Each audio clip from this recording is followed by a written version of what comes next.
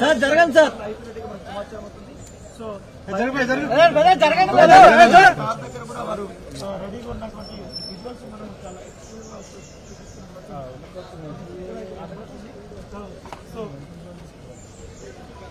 పన్నీ వాసు మొదటి నుంచి కూడా ఈ విచారణ కొంచెం డౌన్ చేసుకోవాలి వచ్చాడు.